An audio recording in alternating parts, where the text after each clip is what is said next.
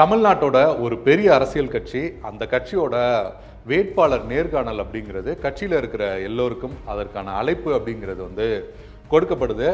எல்லோருமே வெளியில் அந்த கட்சியோட தலைமை அலுவலகத்துக்கு வெளியில் பெரிய பெரிய பரிசு பொருட்களோட காத்திருக்காங்க. ஒவ்வொரு ஆட்களாக உள்ளே போயிட்டு ரொம்ப நேரம் ஒவ்வொரு ஆளுக்குமே அந்த நேர்காணல் அப்படிங்கிறது நடக்குது. ஒவ்வொரு ஆளாக வெளியில் வராங்க. சிலர் எனக்கு தான் சீட்டு கன்ஃபார்மு அப்படின்லாம் சொல்லிட்டு ஒவ்வொரு ஆளாக வெளியில் வந்துட்டு இருக்காங்க. அப்போ இது எல்லா விஷயங்களையும் ஒரு 31 வயது இளைஞர் பேண்ட் ஷர்ட்டை நல்லா டக்கின் பண்ணி ஒரு நீட்டாக ஒரு படித்த தோற்றமுள்ள ஒரு இளைஞரும் உட்காந்துருக்காரு.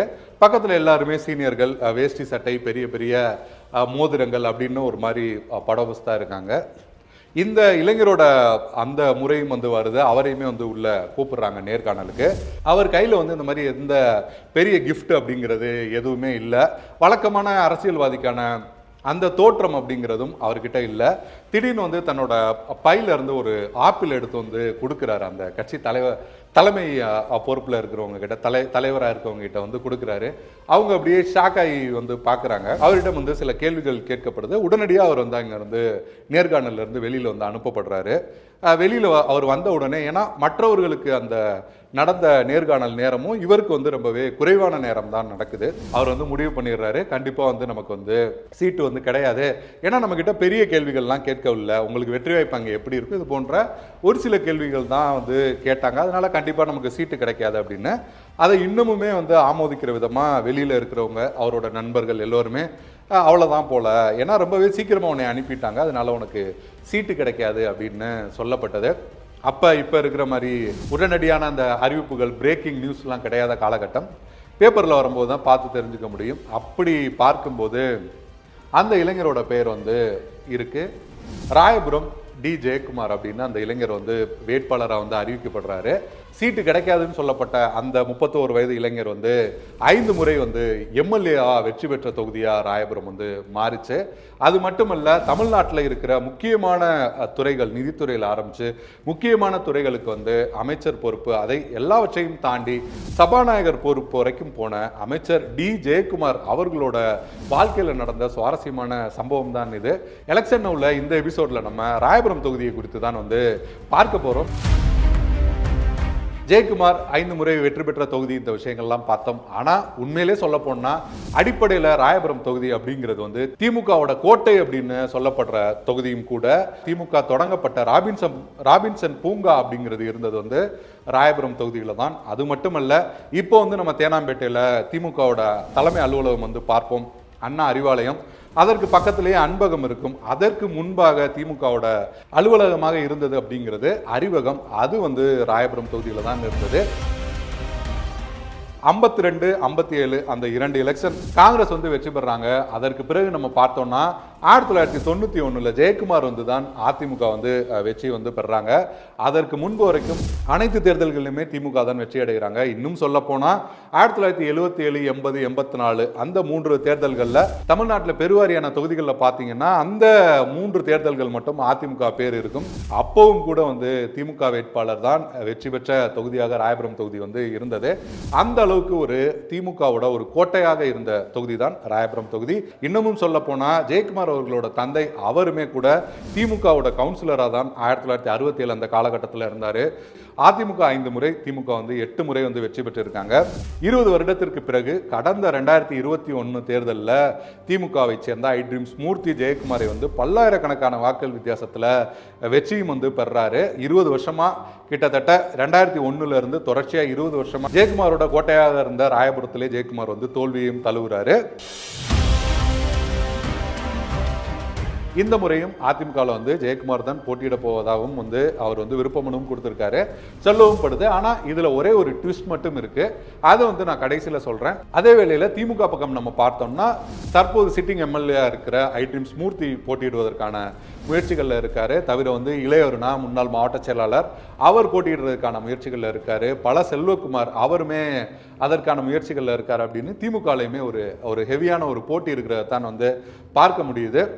தமிழக வெற்றி கழகம் விஜய் அவரோட கட்சியில் பார்த்தோம்னா அந்த பகுதியோட மாவட்ட செயலாளராக இருக்கிற கட்பீஸ் விஜயராகவன் அவர் வந்து போட்டியிடறதுக்கு முயற்சி பண்றாரு. தொகுதியில் நம்ம பொதுவாக பார்த்துக்கிட்டோம்னா வன்னியர், மீனவர், இஸ்லாமியர் அப்படின்னு அவங்களோட வாக்கு வங்கி அப்படிங்கிறது வெற்றி தோல்வியை தீர்மானிக்கிற வாக்கு வங்கியாகவும் இருக்கு. மற்றபடி மற்ற சமூகங்களுமே கூட அங்கே வந்து பறந்துபட்டு வாழ்ந்துட்டு இருக்காங்க. மீண்டுமே ஜெயக்குமார், ஐ ட்ரீம்ஸ் மூர்த்தி அப்படி போட்டியிடும் பட்சத்தில் பிளஸ்ஸான விஷயங்கள் அப்படின்னு நம்ம பார்த்தோம்னா ஏற்கனவே நம்ம பார்த்த மாதிரி 5 முறை வெற்றி பெற்றிருந்ததுனால தொகுதிக்குள்ள நல்ல அறிமுகம் அப்படிங்கிறது ஜெயக்குமாருக்கு வந்து இருக்கு. அவங்களோட சுக துக்க நிகழ்வுகள் எல்லாத்துலேயுமே வந்து மறக்காம போய் ஆஜராயிடுவாரு. ஆஜராகிறதோட மட்டுமல்ல, அந்த கல்யாண வீட்டில் வந்து பாட்டு பாடுறது, அங்கே வந்து சின்னதாக வந்து எம்ஜிஆர் ஸ்டெப் போடுறது அப்படின்னு அவர் ஒரு மாதிரி கலகலன்னு ஒவ்வொரு வீட்டில் ஒருவராகவும் அந்த தொகுதியில் இருக்கிற விஷயங்களையும் நம்ம பார்க்க முடியுது.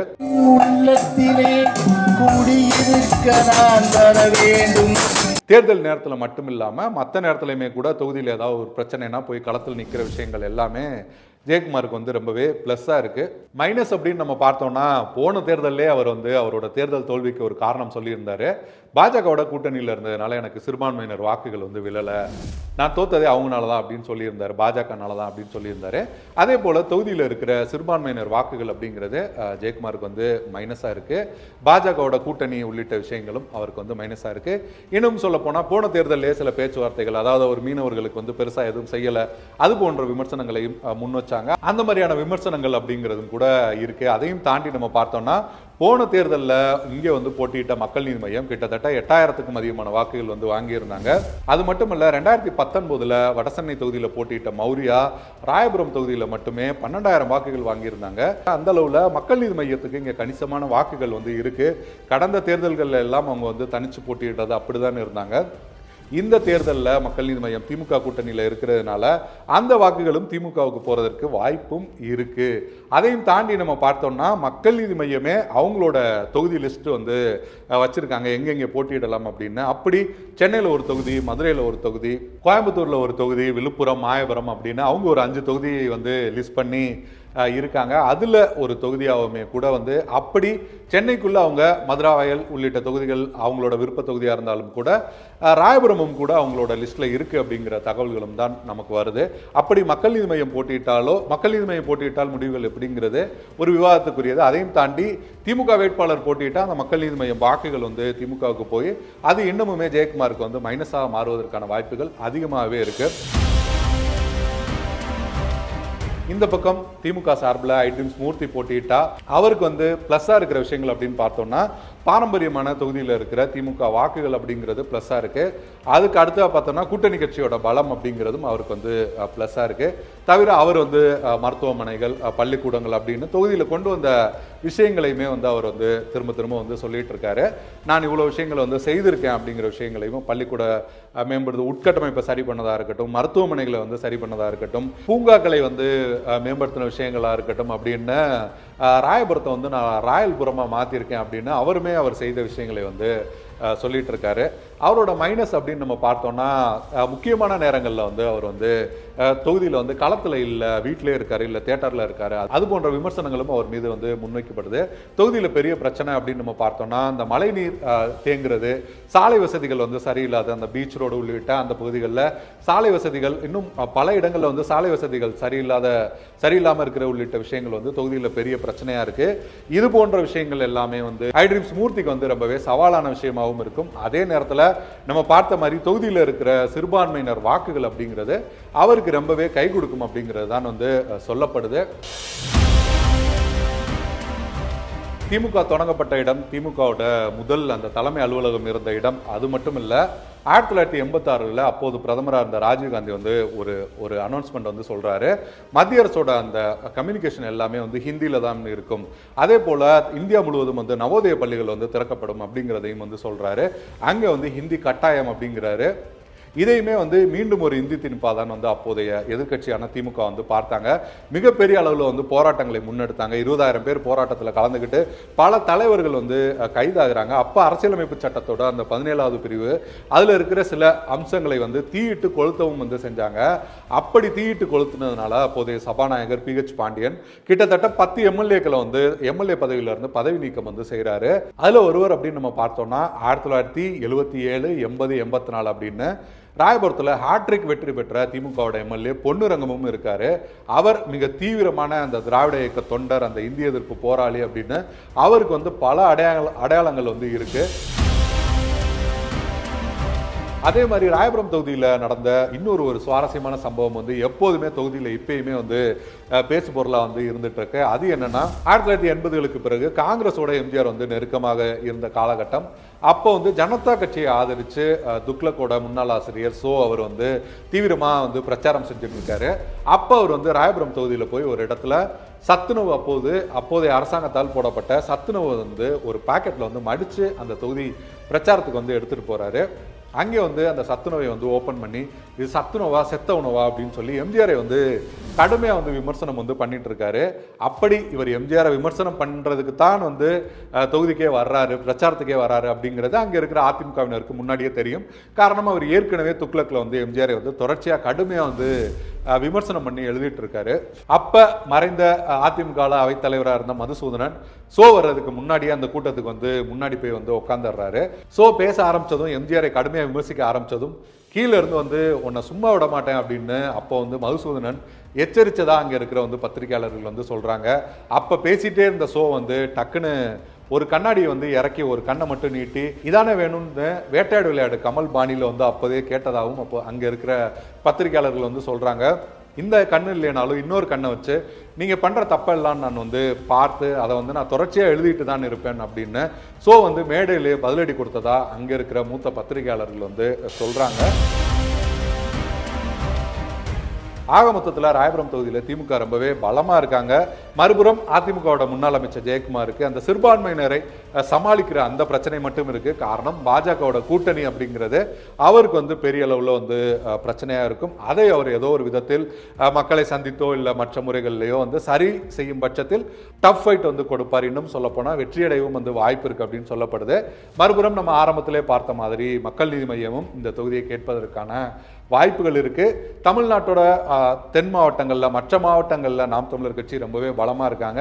சென்னையிலையுமே ஒரு சில தொகுதிகளில் நல்ல வாக்குகள் வந்து தொடர்ச்சியாக வாங்கிட்டு வராங்க. ஆனால் ராயபுரம் தொகுதியில் ஆரம்ப முதலாகவே வந்து நாம் தமிழர் கட்சி வந்து ரொம்பவே ஒரு வீக்கான நிலைமையில தான் இருக்காங்க. கடந்த தேர்தல்களில் கூட 8000 5000 இது போன்ற வாக்குகளைத்தான் வாங்கியிருக்காங்க. ஆனாலும் கூட ஒரு 2000 3000 வாக்குகள் கூட வெற்றியை தீர்மானிக்கிற இடத்துல அந்த வாக்குகளுமே கூட முக்கியமான ஒரு வந்து ரோல் பண்ணும் அப்படிங்கிறத நம்ம பார்க்க முடியுது. ஆக மொத்தத்தில் திமுகவுக்கும் அதிமுகவுக்கும் இடையிலான ஒரு நேரடி போட்டி இருக்கின்ற ஒரு திராவிட கட்சிகளோட ஒரு கோட்டையாக இருக்கின்ற ஒரு தொகுதியாகத்தான் ராயபுரம் தொகுதி இருக்கு. ராயபுரம் தொகுதியில் யார் வெற்றி பெறுவா அப்படிங்கிற உங்களோட கருத்துக்களையும் கமெண்ட்ல சொல்லுங்க. நன்றி, வணக்கம். ராயபுரம் தொகுதி ஜெயக்குமார் குறித்து ஒரு சஸ்பென்ஸும் இருக்கு அப்படின்னு நான் ஆரம்பத்திலே சொல்லியிருந்தேன். இந்த முறை ஜெயக்குமார் ராயபுரம் தொகுதி மட்டும் இல்லாமல் மயிலாப்பூர் தொகுதியிலுமே போட்டியிட போறாரு அப்படின்ற தகவல்களும் வந்து வருது. அதற்கான காய் நகர்த்தல்களில் அவர் வந்து அந்த முயற்சியில் இருக்காரு. அது போன்ற விஷயங்களும் வந்து சொல்லப்படுது. காரணம் ராயபுரம் தொகுதியில் நம்ம ஏற்கனவே பார்த்த மாதிரி சிறுபான்மையினர் வாக்குகள் வந்து வெற்றியை தீர்மானிக்கிற இடத்துல வந்து இருக்கு. அந்த வகையில் மயிலாப்பூர் தொகுதியிலுமே போட்டியிடலாம், 2 தொகுதியிலையுமே போட்டியிடலாம் அப்படிங்கிற எண்ணத்தில் அவர் இருப்பதாகவும் வந்து சொல்லப்படுது. ஏற்கனவே ராஜ்யசபா இடமும் அவருக்கு வந்து கொடுக்கப்படலாம். அதே போல அவைத்தலைவர் உள்ளிட்ட கட்சியோட தலைமை பொறுப்பில் இருக்கிற எந்த பொறுப்புமே அவருக்கு வந்து முக்கியமாக கொடுக்கப்படல. எல்லோரையும் போல ஒரு அமைப்பு செயலாளர் அப்படின்னா அந்த பெரிய லிஸ்ட்டில் தான் அவரும் ஒரு ஆளாக இருக்கிறாரு. அந்த வகையில் 2 தொகுதிகளில் வந்து போட்டியிடுறதுக்கு வந்து அனுமதி கொடுக்கணும் அப்படின்ற அந்த முயற்சிகள்லையும் அவர் வந்து ஈடுபட்டு இருப்பதாக சொல்லப்படுது. நான் ராயபுரம் தொகுதியில் கண்டிப்பாக போட்டியிடுவேன் அப்படின்னு ஜெயக்குமார் சொல்லியிருந்தாரு. ஆனால் கூடுதலாக அவர் மயிலாப்பூர்லையுமே போட்டியிடுறதுக்கு வாய்ப்புகள் இருக்குது அப்படிங்கிறது தான் அதிமுக வட்டாரத்திலிருந்து நமக்கு வர தகவலாக இருக்குது.